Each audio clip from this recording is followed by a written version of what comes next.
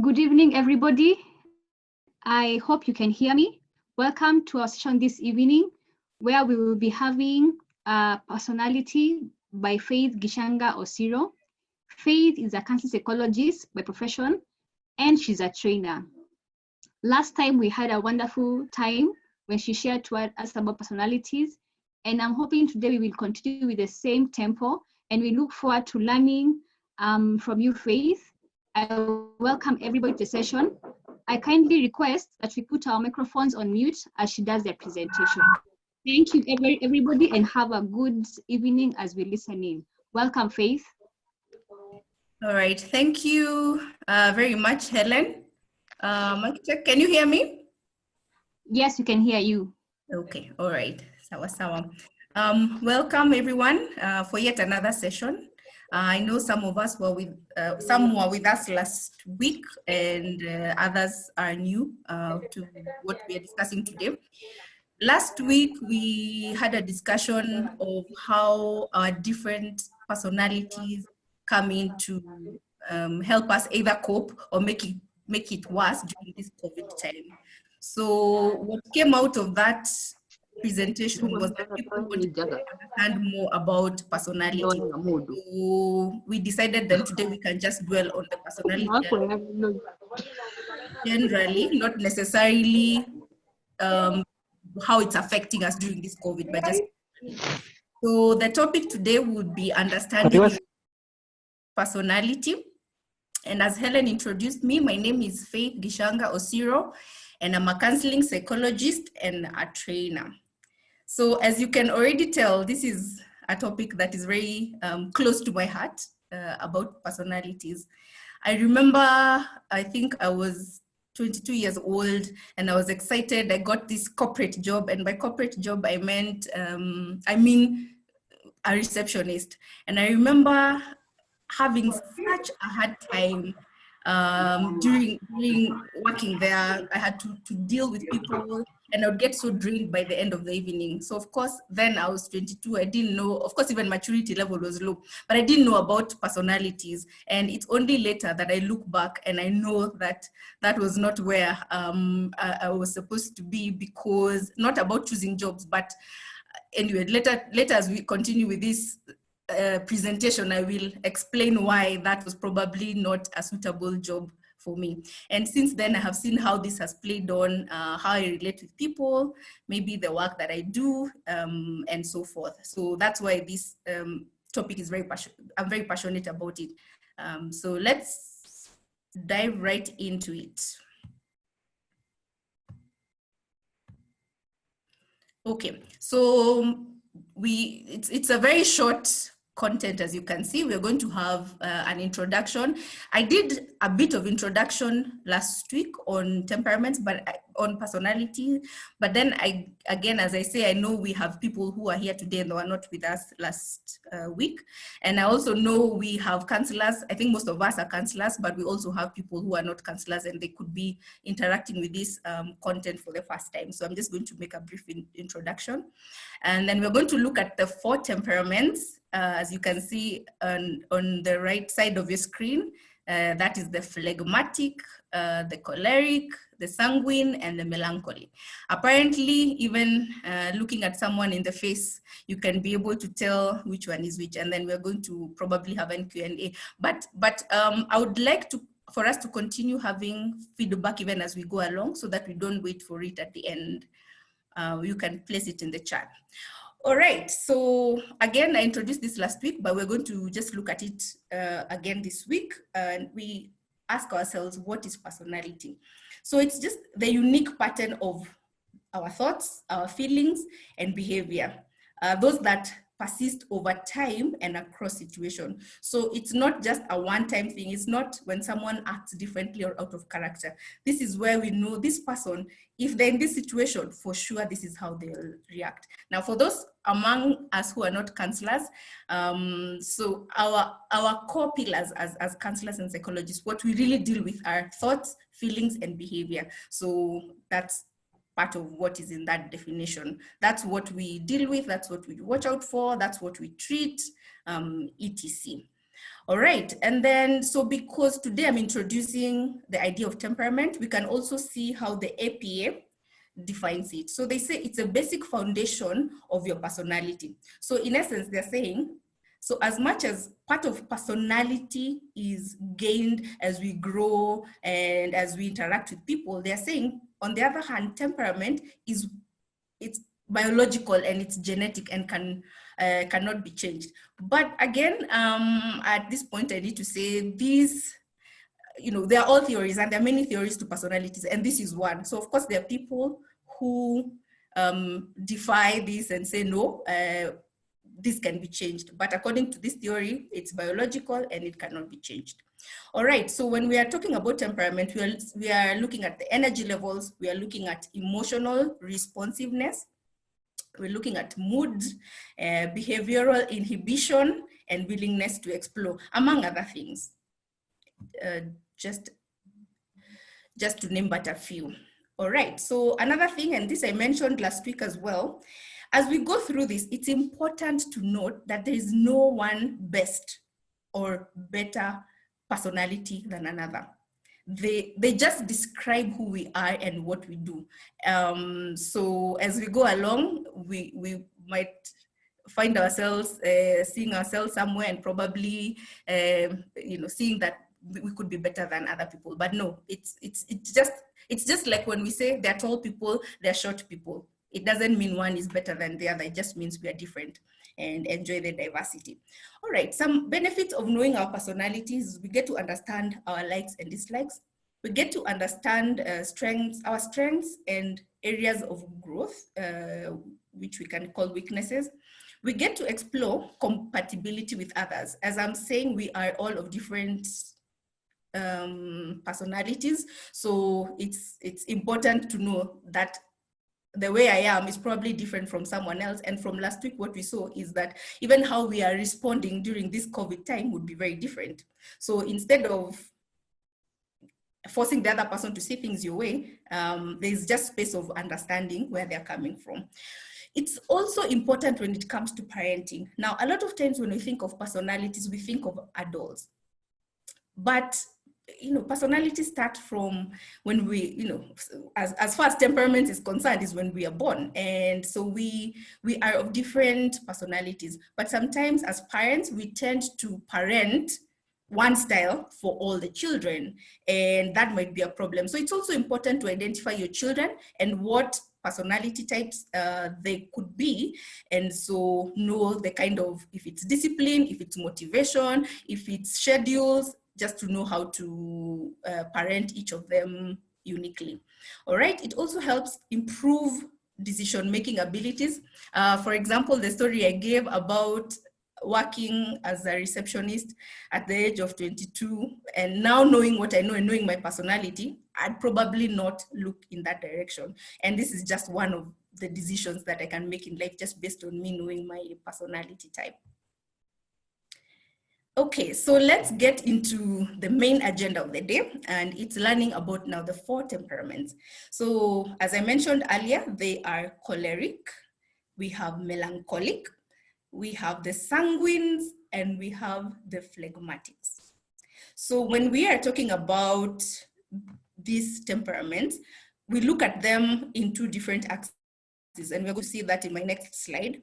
We have the axis of extrovert and introvert. So 2 of those are extroverted and 2 are introverted. We also look at them from the axis of conflict seeking and avoidance. Well, some texts will say unstable and stable. I think that's a bit too harsh, but so we can look at it as conflict seeking and avoidance. So the extroverted ones are choleric and sanguine. Let me just go to my next slide. So those are the axes. So for the extroverted, we have the top ones, that is choleric and sanguine. And for the introverted, we have the ones below, the melancholics and the phlegmatics. Then when it comes to conflict seeking, or what other people may say unstable, it's choleric and melancholic. And by unstable, they mean it can be the emotions. They're very emotional, yeah. And conflict avoiding, on the other hand, are sanguines and phlegmatics. So let's look at each, no, before that. So we are saying personality in this context of temperaments then will be described as a dominant primary temperament and a secondary temperament. Yeah. So those two mostly influence our behavior. So out of the four, we are saying we will generally have one that is dominant, and then we'll have another one that is that comes second, close to the first one. But what we are saying is we have traces of all the four. You might find this choleric, melancholic, but there are times they are so outgoing, which is, the sanguine trait. So we have all the four, but the first two are the ones that really define us and influence our behavior. So let's look at the choleric, the first one, the choleric or the doer. So we are saying fundamentally, they are very ambitious and leader-like. They are hard-driving individuals, and they're known for accomplishing their goals. When a choleric sets their mind to something, they will do it. They will ensure that they accomplish goals. Sometimes, no matter how hard it gets, they have that grit to, keep on going. They are also quite aggressive, and they have high energy and passion. And they try to instill it in others. Those are the people we have who are telling everyone what to do. So one of their strengths, as you can see, is bond leader, such that if we find ourselves and we didn't even know each other, maybe it's a class or a congregation or whatever it is, and we find ourselves maybe 10, 20 people, and it's our first time, all of us, and we're here for whatever purpose it is, this person will just come up and start arranging what needs to be done or who needs to do what. Another strength is that they are very decisive, they are very goal-oriented, they are strong-willed and practical. So the interesting thing about the strengths is that sometimes these same strengths tend to be their undoing. For example, strong-willed. When we look at strong-willed, this person, if they have decided they're doing something, no matter how hard it gets, or no matter how wrong it is, they are so strong-willed that they will continue doing it. So sometimes our strengths, as we continue to see, can also be our weaknesses. All right, so let's look at some of the weaknesses that they possess. They are insensitive. Now remember, we said they're goal-oriented. So to them, when we are trying to accomplish the task, the feelings, the emotions, all those things, a choleric expects you to put that aside and we work, so they can be very insensitive. So maybe if it's a boss and you're trying to explain why you probably couldn't come to work because your child is sick, it's hard to register on a choleric's mind. So they can tend to be insensitive. To them is, did you accomplish what you were supposed to accomplish? They can be controlling. Remember, in the definition we say they try to instill it in others. Cholerics can be controlling and bossy for that matter. They are easily angered. They like to argue. This is because they are very, they're very sure of what they're saying or what they're thinking, and usually they never think of like there could be another side to it. So they can be very argumentative, and usually they're right. But it's not just one way of doing things. There are more than one ways of doing things. They're also very impatient as part of their weakness. Now we can look, and I'd like us to chat more about this in the chat. Who are some of the famous people that we could think of that are cholerics? I thought of Adolf Hitler, and if they could be described in a form of an animal, they'd be a lion, I think, no doubt. So I don't know if there are cholerics in the house and if they have seen themselves in any of what we are talking about, and they've said anything in the chat. Helen, anything we have in the chat about what we are talking about so far? Let me see. I don't think I've seen anything in the chat. People are really internalizing what you're sharing, Faith. So please go ahead. Okay, great. So as we go along, I would really kindly to request that we just interact on the chat. I think as people just identify themselves, or what are some of the challenges that you have with, you know, maybe a choleric person that you know, or what have you understood about them. But we will move along and we will look at the chats later. All right, so the second one we'll look at is the melancholic. We also call them the thinkers, right? They are introverted and very thoughtful. They're highly analytical, and they're also very creative. They're creative. So these are the people you will find in the theaters. They're the ones who are entertaining us with songs. They're the people who are very good in acting. They're very good with things to do with their hands. They're painters. They're very creative people. They are best at attending to details and analyzing problems difficult for others. So part of their strengths are they're very analytical. That means this person will really go into details. As if it's solving a problem, they will really go into details, or just thinking about anything, or even just thinking about life. You can just talk to them something about life and they'll keep quiet because they don't talk much. Again, we say they're introverted. But eventually when they relate back to you, you will wonder, how did they come up with all this from just the small thing you told them? Again, as I said, some strengths can turn out to be a weakness, because then these people are the ones who can stay up at night just because they're thinking about something, and maybe it's thinking about life or thinking about, you know, so these people are very likely to get ulcers. Right. Another strength we said is that they are artistic, as I said earlier on. These people normally are the people, even out there, they don't dress conventionally. You know, they love color if this is their primary. Now remember, I said we have a primary and a secondary. So I'm describing these people. If melancholic is their primary temperament, this is how they'd be. They're very highly organized. I don't know if you've heard these people who say everything is color coded. If it's how they hang clothes, all the hangers should face the same side. If the hangers have different colors, each color has to be in place. If you go and see their shoes, you know, they're very arranged from which type of shoe to what color of shoe. Yeah, so they're very highly organized to a fault, sometimes to a fault. It's good, but sometimes to a fault. They also make very great listeners. That's a strength of theirs. Two things, remember, they don't talk much, but also they are analytical. So as you speak, they're listening to you and making meaning out of you. They're not the people who we will find in the next slide who, as you're talking, they're waiting to respond or looking for something to respond. These ones just listen to you and internalize, and so they make great listeners. They are also reflecting.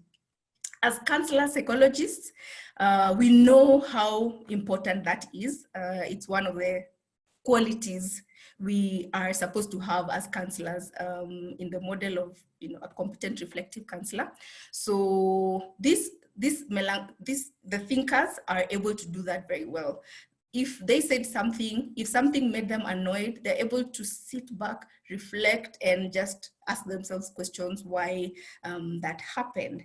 Now, on the other hand, apparently, unfortunately, they also have some weaknesses. They can get to be very pessimistic. So these are the people, if you have a glass and it has water halfway, they look at it as half empty.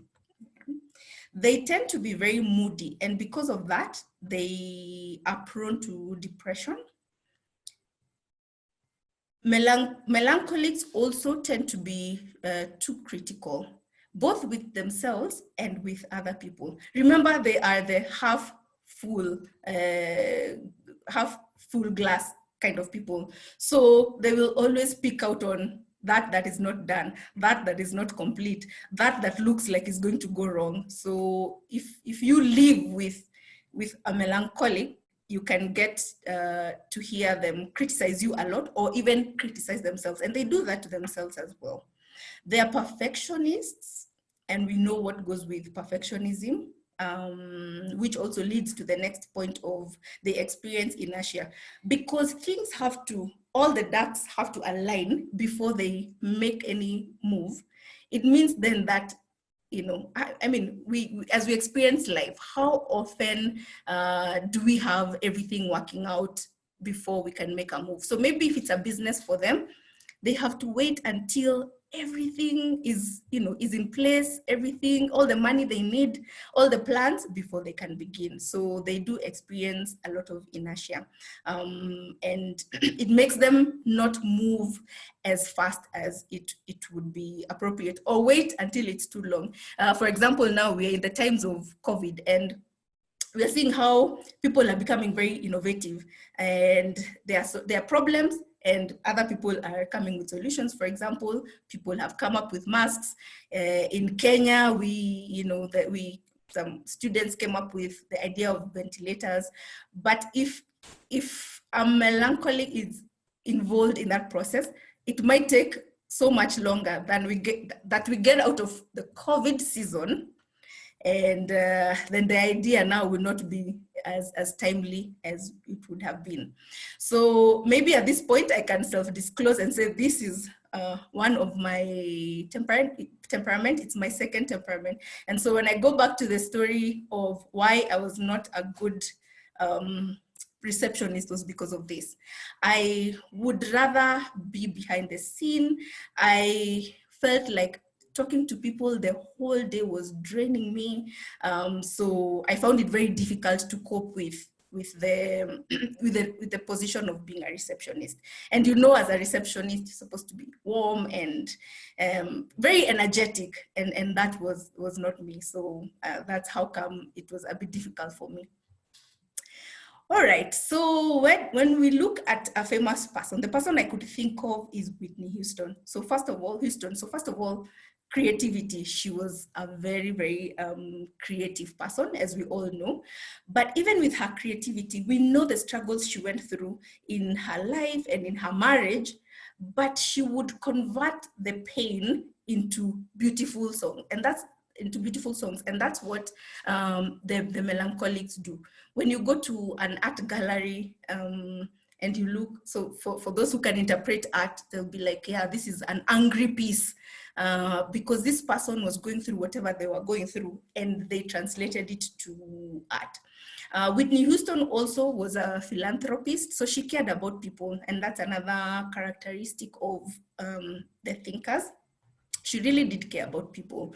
And of course, we even know that even in trying to cope with her problems, that she, ended up in trouble, with drugs, and eventually that costed her life. All right. I would like to also hear for this one, which other people do we think fall in that category? For an animal, for me, it had to be the owl. As you can see in the picture, for me, when I looked at this picture, I'm seeing a curious animal and trying to dissect whatever it is it's looking at. And that's how melancholies are. But also we know the owl for its wisdom. That's also another characteristic of these people. They have wisdom. It's because they don't just talk, because before they talk, they usually have ruminated over something over and over before they can be able to say it. All right. Okay, Helen, I want to believe that we have some things on the chat. Maybe we can take this opportunity to look at them. Yes, we do. Very interesting. I'm seeing about cholerics. Somebody is saying in the Bible we have Pharaoh, that one, he was a choleric. And then David is saying, I will reserve my assessment of where I am until I get that's about, though a bit confusing. Then, okay, so there's something interesting I saw, maybe which I think you mentioned earlier on, you can clarify. So what if you get like this character in all the four? Where is the borderline? Where is the border to determine where your personality lies? Okay, that's a good question. So what we are saying is we have, and I'm going to, at the end of this, and for those who will get the notes, I have an adaptation of the test, and you can take. So normally it means, let's say we have 10 characteristics, all of them 10, 10, 10. And so you find yourself, like maybe you tick more of choleric, and then more maybe in the sanguine, and then less like that. So you find that there is one that you will tick more of the boxes. Maybe, if you're a choleric, you control people. And by the way, if you're a choleric, people will probably have already told you, maybe not that you're a choleric, but you're bossy, you're, some things like that, or, children will have complained, mom or dad, you never listen to our side of the story, because that's how cholerics are. Another way, by the way, to know our temperaments is feedback from other people. So something like that. But yes, you will find yourself, that's how you'll find that you tick the box in more of one, and then you have a close second, and then the rest you'll find maybe you have one or two. That's what I meant. Any one last comment? Yes, there's somebody who has said, let me see. Can we say that this then explains the personality of the famous artist who took to drugs? Is it possible? I think they're referring to the melancholics. Okay, all right. It's interesting if you keep up with media and famous personalities, you will find that quite a good number of them, when they get overwhelmed, they do turn to drugs and alcohol. But it's not a coincidence that they are artists and that they fall on that. It's because they're deep people, they're purposeful, and they get overwhelmed because they carry emotions and they think. So for example, if they get trolled on social media, and we know what social media is like. Today, you're the darling of the people, and in a few days' time, quite the opposite. That people are, you do one thing, and so for choleric, it's very easy to just turn away from that. But for melancholics, that becomes very difficult. They internalize, they think about it, they ruminate, so they do end up in such behavior, addictive behavior. All right, Helen, do you want to take one more, or do I continue? The last one, somebody is saying Mother Teresa, Einstein, Warren Buffett, examples of melancholics. I agree with them. I think I agree with them. All right. As we go along, I think another thing I would want to hear from people is, how has been your experience? Because maybe as we talk about the negatives of each personality, we really don't want to speak about ourselves. I'd like to know from members and participants how their experience has been with other people. So for example, their experience, maybe they have a spouse, or they have a colleague, or they have a friend or a boss who is, let's say, choleric. How has that been for them? Or who is a friend, especially a friend who's melancholic, who you will call and they will not pick the phone for several days just because they're going through a phase. So I'd like to know that even as we continue. All right, so let's look at the third one. We have the sanguines, and we can also call them the talker. So these people are impulsive and pleasure-seeking, what we call hedonistic. They are very enthusiastic and expressive. They have a desire to influence and be the center of attention. So this is one of the characteristics that really stands out for them. The fun-loving, and two of the characteristics. They're very fun-loving. These are the people who again, are probably finding it very difficult during this time of social distance. They, you know, and everything is gloomy and sad and difficult because this is not their comfort zone. They like to be, you know, happy and, you know, happy-go-lucky and not having to think of, you know, the cares of this world. And then they also like to be the center of attention. So they are the people who will be out there probably entertaining us, comedians. They're the people who will enter the room not quietly, like the melancholic. If they enter the room probably with people, they will be quiet. Sanguines will come in, even in probably in the group, you'll find there are people who come in and say hello to everyone, even in our online forums. Those are probably sanguines. They you know, they just like to be happy and to make people happy. Right? So some of their strengths are they are very social, and they are also the life of the party. They are highly optimistic. So this, unlike the melancholics, they are the people who will see a glass that has water halfway, and they will say the glass is half full. They are optimistic. They live on the optimistic side of life. They are also very spontaneous, which is a good thing. The times we are living right now, for example, we are really just rolling with the punches. This disease came, we didn't know what it was. Okay, we got to know what it was. We were told, don't wear masks. Let's leave them for, you know, the people, the frontline workers. A few days or a few weeks later, we were told, no, masks are good, we need to wear. So sanguines are able to adjust to all that.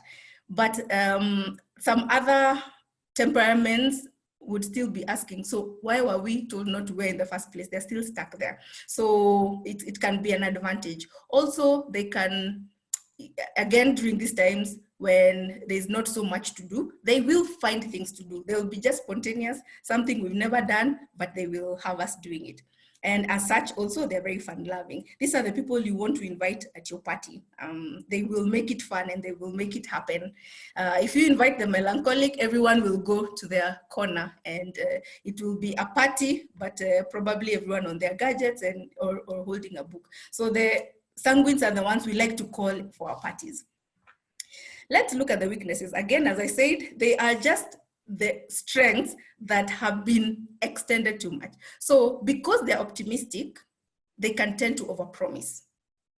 They are the people who are, let's say, marketers, and they will go and they will market whatever it is that needs to be marketed, but probably leave the technical team with problems because the marketers has promised things that cannot be delivered, or at least not within the period that is feasible. Yeah. So they can tend to overpromise and underdeliver.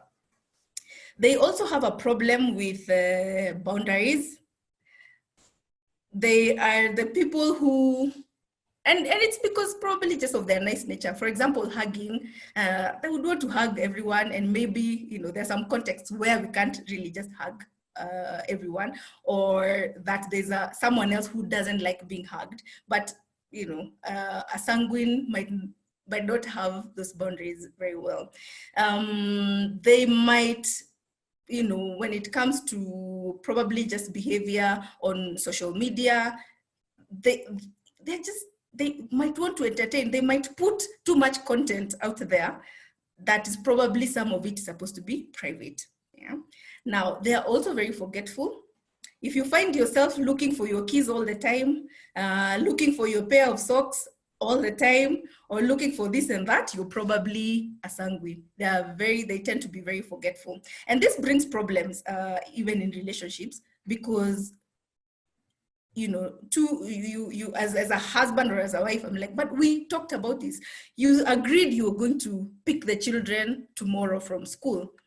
The sanguine already forgot about it. So sometimes the other personalities, when they don't understand, it might look like this person is just being difficult. But the truth is, they can tend to be forgetful. They also are indisciplined. These are the people who have it very, have a hard time with punctuality. You have this person who over and over, no matter what disciplinary action is taken against them, they will still, get there 5 minutes late if it's at work or something like that. So those are sanguines. They are also attention seeking, and we know that can go hand in hand with boundary violation. The example that I gave, in that you can seek attention too much and end up doing things that might hurt you or might hurt your loved one or something like that, right? So a famous personality that kept to mind was Will Smith. I honestly think Will Smith has just, I don't know how much energy. Even at his age right now, it doesn't seem like it's slowing down. He still has the same energy that he had so many years back. He's an entertainer. I've watched a few of the Red Table Talk with the wife, and how the wife describes Will Smith, just a spontaneous person who will create fun, but at some time he will disrupt things, and just the dynamics of how the two cope, because the wife is of a totally different personality type. And if we were to consider an animal, as you can see in my picture, it would have to be a monkey. I don't know if some of us have watched those shows. I think some documentaries in India where these monkeys are so naughty. They go to people's houses, they open the fridge, and they, those are just, indisciplined and wanting to make people happy. So yeah, so not to say that sanguines are monkeys. Please, let's not say that, but I'm just saying some of the characteristics, just the naughtiness, the cheekiness, and the high energy. It's like for a monkey. All right, so Helen, I want to ask if we have anything, some things anyone has shared or asked. Yes, very interesting discussion on sanguines, and the monkey bit disclaimer is very interesting from you as well. Faith, and somebody is saying, they say sanguines enter a room with the mouth first, Right. And then the challenge comes in when you meet a person who has the same temperament as yours. You never get along. Then someone else is saying, someone is saying, I think I'm a sanguine. The impulse, everybody tells me that. Then someone is saying, I know of a sanguine teenager who is sitting for who is a candidate this year. The parents are struggling with the teen now that they are at home. They are pushing boundaries, not finishing assignments, etc. How would you deal with this situation? Somebody saying King David and Peter in the Bible could be sanguines, and King Success, Esther's husband, also probably a sanguine. Their impulsivity, spontaneity, fun. Okay. Anything else? Let me see. Okay, Jeremiah is asking, can unbalance of personality lead to psychopathology? Interesting one there. Okay, yeah, I think that's it, Faith. Okay, all right. Very interesting discussions and responses. I'm glad that some people are identifying themselves here and there. Someone is saying they have been told some characteristics, and it's true. Sanguines enter a room mouth first. You will hear them before you see them. So very interesting. There was a question on if someone with a teenager and they are sanguines and they're having a hard time. I would want to call someone to maybe address that. I don't know if she's around. Cheryl? Cheryl, are you around? Okay, maybe not. Henry?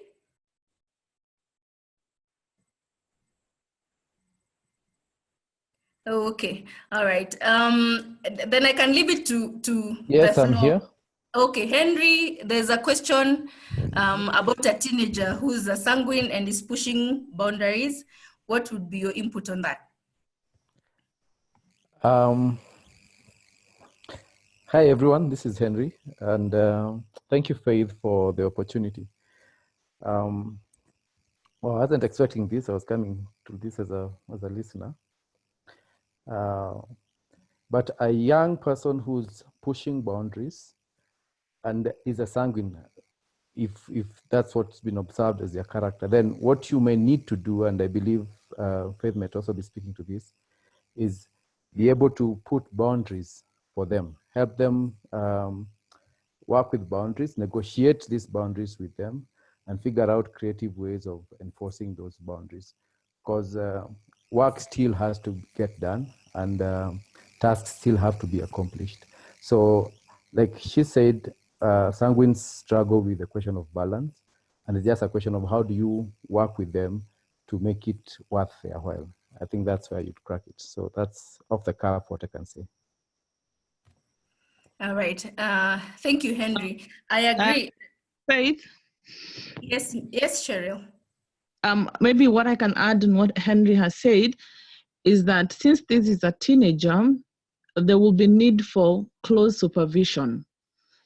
So because now you understand their behavior and how they respond to when they're given tasks and responsibility, so what you can do is keep them very close and monitor their movement and also the things that they're doing. If it's assignments, sit down with them for a period of time and make sure that they're actually sticking to what that needs to be done at that particular time. And you can continue doing your things, but monitor them continuously as they continue doing their assignments, because they tend to lose focus very, very fast. And it can be termed as indiscipline, but now understanding that that is their personality, it is important that you're not so hard on them, but try to help them focus on the tasks that are necessary or need to be done at that particular time. Thank you. All right. Thank you. Thank you, Cheryl and Henry, for your input. All right. There was also another something on that. Yes, Helen. As well. Mm-hmm. I think whenever you're working with a sanguine, something key is that they are fun-loving people. So it's I know it's hard, but always look at how to make whatever it's that you want them to do some fun in it. That's their biggest motivation. You know, if it's a fun thing, if it's something which is interesting, and I know KCSE and exams are not fun, but that is what will kind of in a way help them be able to be motivated to do that activity. And that is something very, very key when you're working with people who are in that personality. All right. Thank you, Helen. Your comment has reminded me of when, for those who have gone through TOT, and I know most counselors have, as it's one of the requirements for a profession, we are told, even as you train, knowing that you have different personality types in your class. And so how do you train them? What tools do you use? What strategies do you use for different kind of clientele or participants that you have in class? So thank you. All right, there's also another question, I think a bit away from what we're talking about, but it was, does chemical imbalance cause psychopathology? I'd also want to throw that to the floor. Maybe I can call Alfina. I know she's around. I don't know if she's tuned in. Alfina?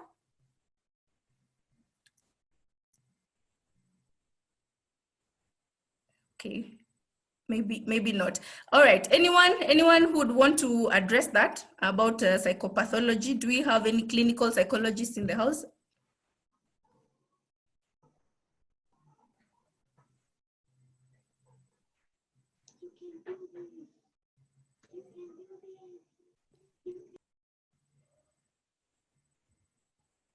All right. Okay. I will not speak so much about that. I feel like also, every time we're having these presentations, I know it feels like it's an opportunity for us to have another one just based on the questions that are being asked. And yes, we know several things cause psychopathology. And,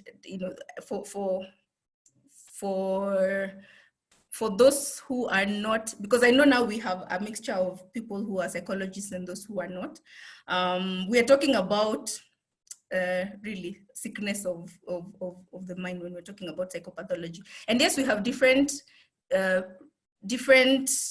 causes of that, and it's true, chemical imbalance is one of those. We know we have several of them, and yes, it is one of those. But I want to implore to Helen to create for us another forum where we can talk about psychopathology in full. Helen? Thank you, Faith. Well noted. The question I saw was, can an imbalance of these personalities lead to psychopathology?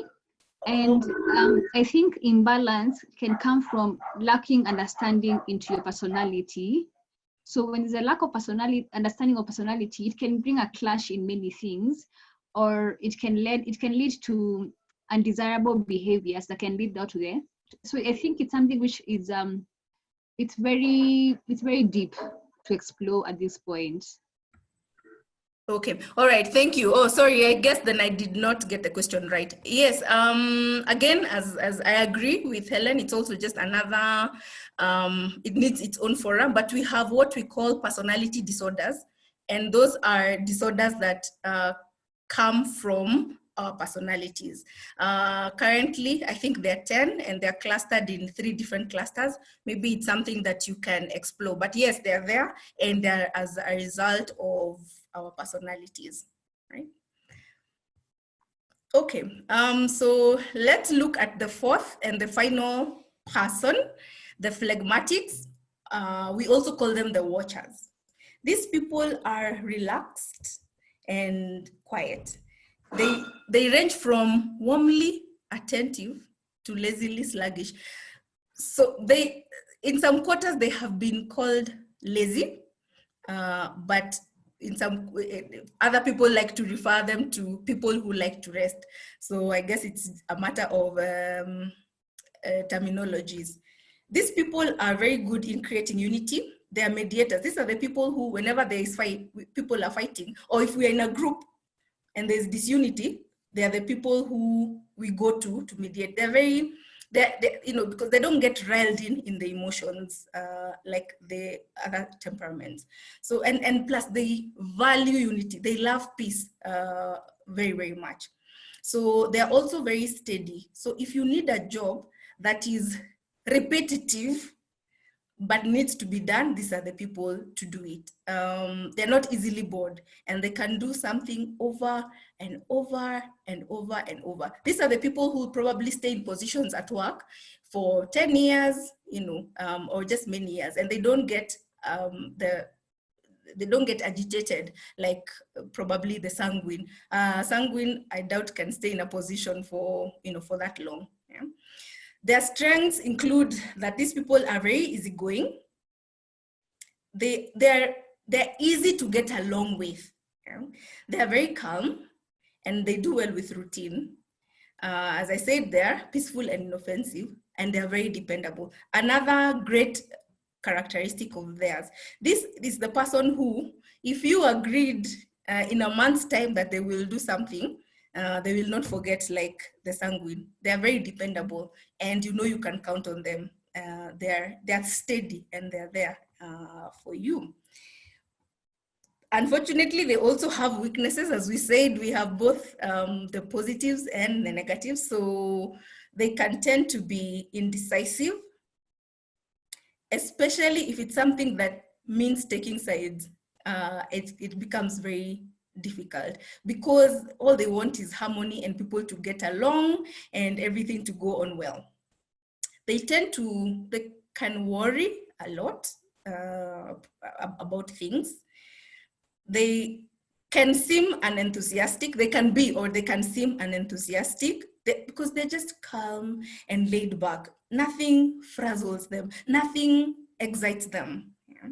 They do love to rest, and they can be very passive aggressive. And now another interesting thing about them. So this person, when you agree on something, if at the back of their mind, they know they will not do, they will not tell you. So for example, if it's a choleric will tell you straight up, no, that I won't do. But a phlegmatic will not. Remember, they value peace. So they will just be very stubborn about it, and they know very well that they're not, you know. So that's how, if they need to fight, That's how they fight. Just very passive aggressive. No violence, no shouting, no, they will just do things very passive aggressively. So when I think of a famous person, this was really difficult. Yeah. And I took Joel Osteen just because I think he's one of the most agreeable persons that I know. He's very agreeable and he likes to accommodate. Even if you listen to, he's a pastor, for those who don't know, of one of the mega churches in US, I think in Texas.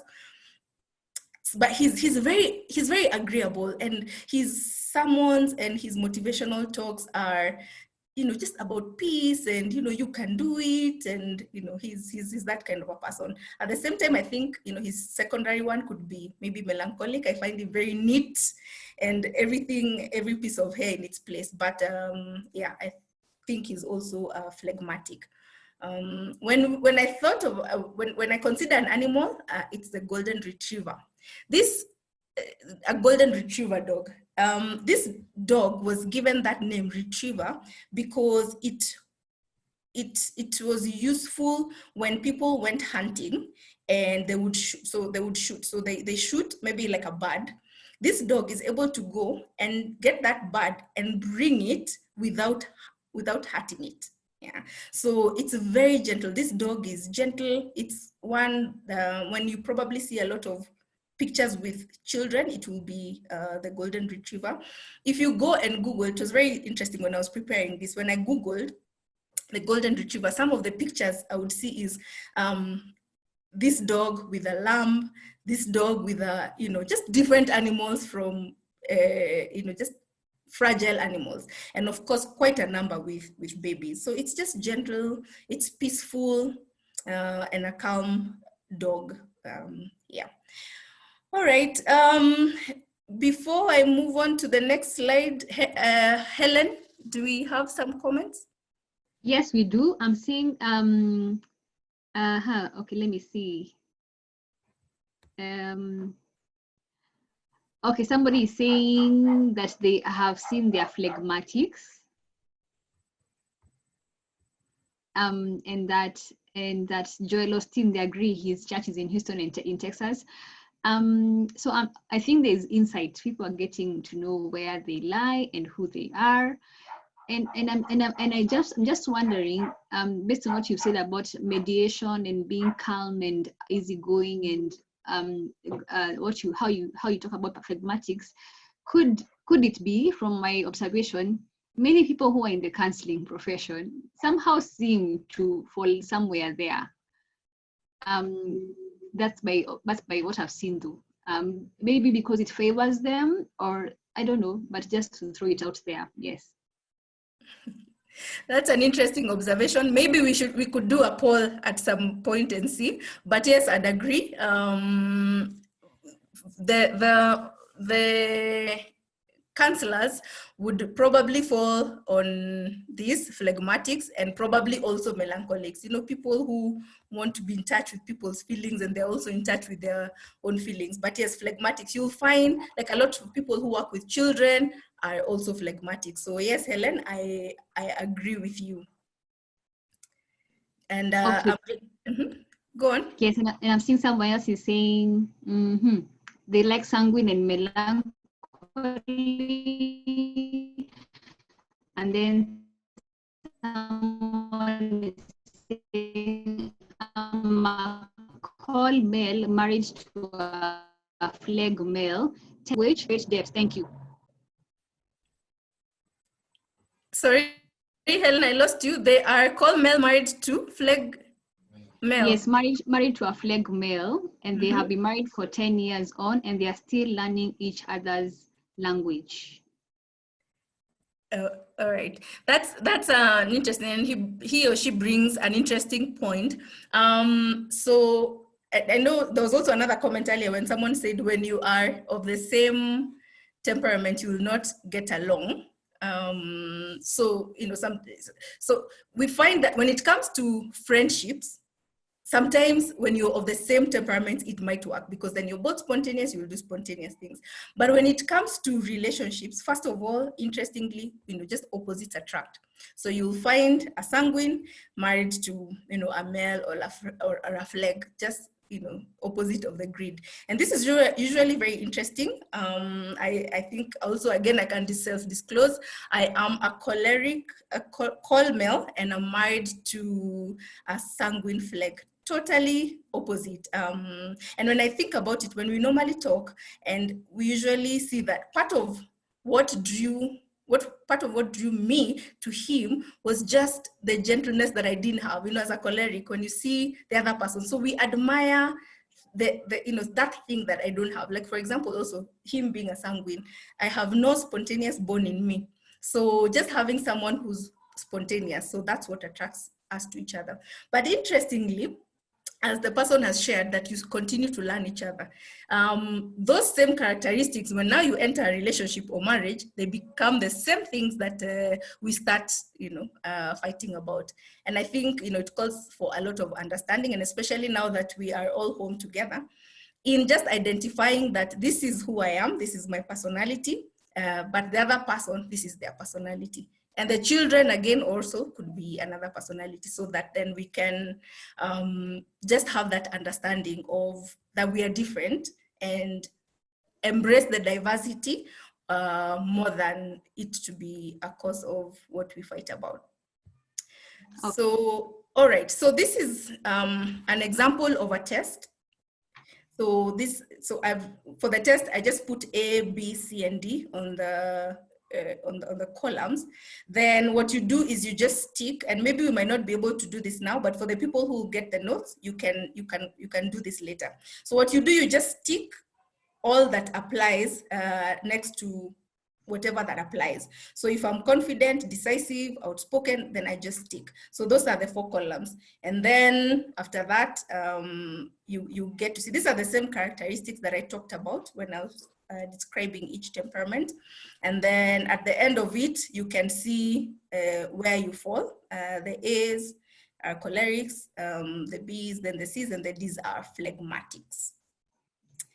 All right, so that's the end of my presentation. Thank you all for your audience and for your interaction, and even for the contribution, for those who contributed. Helen, I hand it back to you. Thank you so much, Faith. That was a very interesting session. And I think I would want to open it up to anybody who wants to ask a question or make a comment. Maybe something you have discovered, you have realized, you have remembered, you've had a light bulb moment as Faith was presenting. I'm seeing more feedback in the chat section, and somebody is saying, me, I am more phlegmatic. I have more phlegmatic friends, and we get along very well, but our personality is different. And then someone else was asking, it's possible to belong more than 3 persons? Yes. Okay. All right. I'm amused that the person who's saying they make friends who are more of phlegmatics, because phlegmatics are the people we love. I think they're everyone's friends. So that's natural. They are those people who, even in a group, they're friends with everyone, as much as the rest probably just link up to or a click. The phlegmatics are friends to everyone. So that's quite in order. As far as can someone have more than 2, as we said, all of us have traits of all the 4. So as much as I said I'm choleric and melancholic, there are times, a lot of people, when I'm presenting or I'm out there interacting, a lot of people think I'm sanguine, but that's very situational. It's situational when I need to be out there and when I need to talk to people. But eventually I will need to retract back to my cocoon and recharge my energy when I'm by myself. So we do have traits. It's not that the first 2 are the only ones or the first one. So we do have traits of all the rest. In us, we do have some traits here and there of all the 4. Right? Okay, thank you. I'm seeing some hands have been raised. I'm seeing Okay, you're under the name of Huawei. Please go ahead. Hi, everyone. Hello.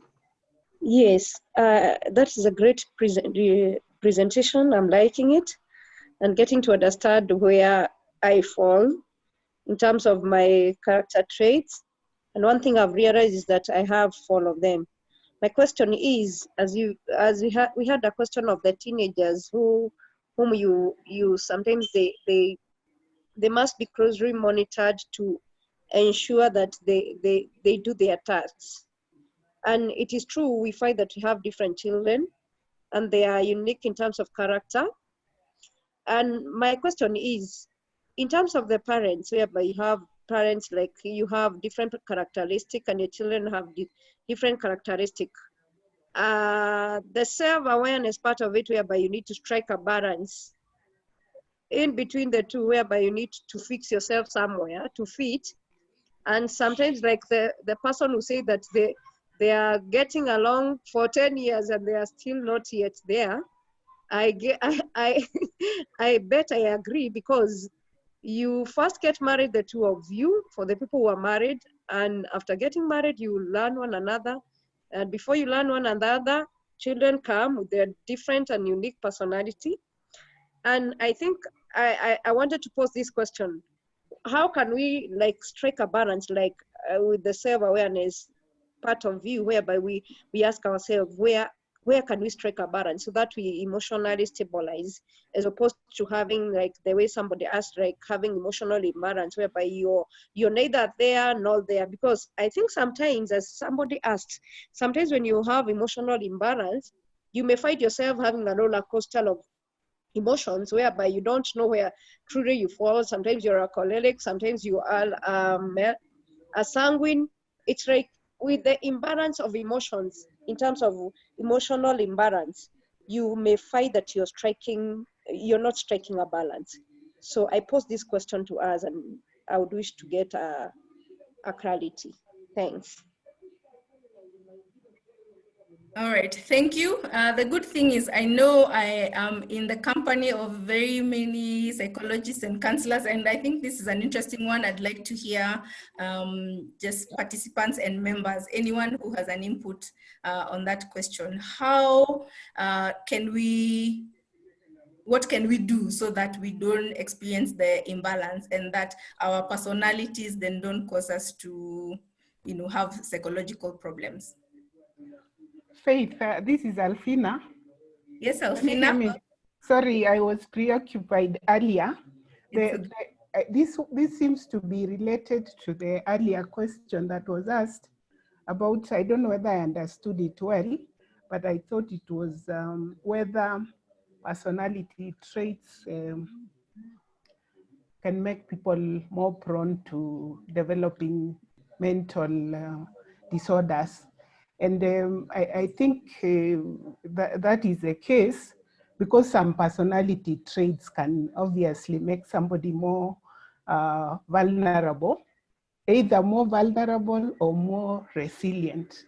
Because I would imagine when it comes to either stress or anxiety, somebody who is melancholic or phlegmatic is more likely to be more vulnerable than the other personalities.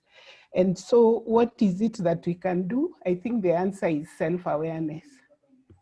Yeah, being aware, so that you can proactively work towards preventing. Yeah, that's my take. Thank you. Thank you. Can I contribute? Yes, Maureen. I think the idea of presenting what you've presented is for us to identify ourselves and know where do we lie.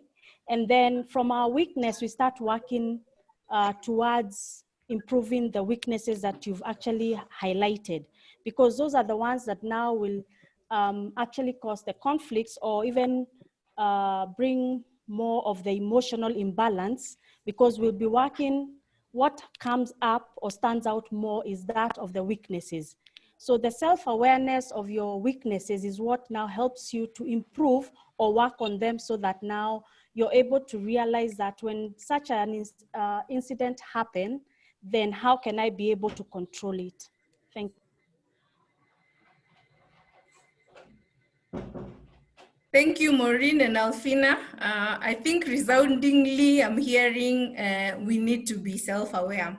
And I think being here for this presentation and many other presentations that we continue to have through Psychologist's Voice KE, I think we are on our way there. And for those who are our loved ones who are not able to join, I guess we can then transmit this information to them. We can have them be aware of their personalities, right? Helen? Yeah, can I I think I contribute? can also add.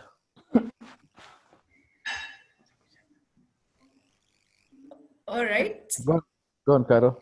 Yes. Okay. Personality is a very sensitive topic because it helps you know whom you are. And most of the time when you are handling a client, the psychologists, they'll all tell you when you want to handle a client and you want to help them, you take them through the personality first. So once they know their personality, it gives them that chance to know, was I the one who was really wrong in what people are accusing me of, or why they did not understand me? Why is it that I did not understand them or they did not understand me? So once you bring them into this topic of personality and they get to know themselves, they understand themselves, it makes the session become very short because they now know where they're supposed to put more strength and where they're supposed to reduce on their weaknesses. So it's a very good topic on self-discovery. And for you to do anything, you really need to know, who are you? What do people think about you? What do you think you are? So once you know that, and that's the reason why in psychology, it's usually in the first topics, that you get to know whom you are first before you help other people know whom they are. So yeah, it's a good thing. I like it. Thank you very much for it. Thank you, Carol, for the insight. Henry, you wanted to say something? Yes, I was going to say, I think in terms of just getting along with people, there was a previous scenario where you have sanguines or you have people who are disciplined and able to get tasks done on routine and like that, and the others who are spontaneous and will not follow through. So part of one way of working together is structuring tasks in small bits. So you structure for wins. So don't do protracted tasks that have a lot of detail over prolonged periods of time. So break them down to bite-sized portions that you're able to take a step at a time, and you structure wins, and then you celebrate those milestones and those achievements. So that energizes those who are not given to routine, but it also works towards those who prefer structure and guided approach to doing stuff. The other one is also to be just sensitive. I think when we are doing TOT, for those who've gone through that, one of the things I remember coming across is if you're dealing with learners, assume that there are some who are deaf and there are some who are blind. So there are those who don't hear what you're saying. You need to demonstrate for them to see it. And there are those who they're not visual, so they need to hear. You need to appeal to their auditory aspect for them to engage. So part of self-awareness is also just being holistic in how we communicate.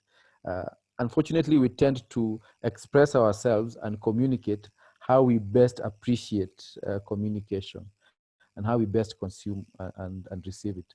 But just understanding there are others who are wired differently, and therefore being holistic in how we communicate and how we engage, and just structuring for that. That gives greater opportunity for harmonious interaction with others who are not wired like us. Yeah, those are my thoughts.